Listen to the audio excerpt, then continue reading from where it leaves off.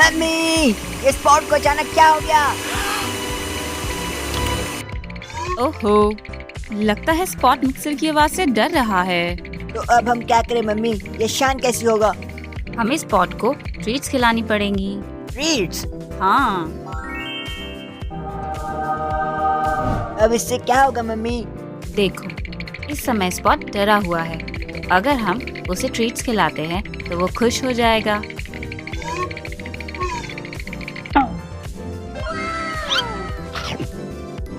देखा, जब भी हम मिक्सर चलाएंगे तब हम स्पॉट को ट्रीट्स देंगे।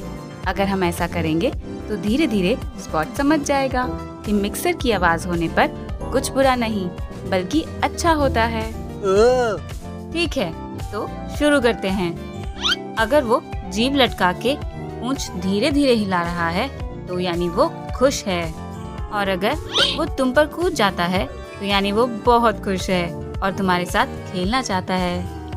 और अगर वो ऐसे लेट जाता है तो वो चाहता है कि तुम उसका पेट प्यार से सहलाओ, जैसे मैं तुम्हारा सर सहलाती हूँ।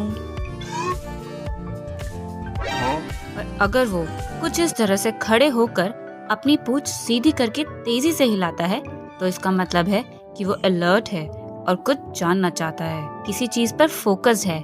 ऐसे में उससे दूर रहो। अगर वो अपनी पूंछ अंदर की ओर कर ले और झुक जाए तो वो डरा हुआ है, पर अगर वो ऐसे गुर्राने लगे तो समझ जाओ कि वो गुस्से में है, और वहाँ से धीरे धीरे फेस उसकी तरफ रखते हुए पीछे हट जाओ।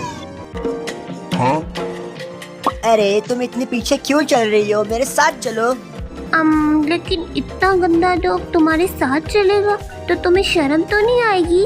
अरे यार, मुझे क्यों शर्म आएगी?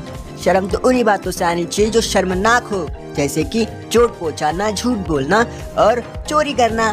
तुम्हें बिल्कुल परवाह नहीं है कि लोग क्या कहेंगे? नहीं, क्योंकि मम्मी ने मुझे सिखाया है कि सबसे बड़ा रोग क्या कहेंगे लोग।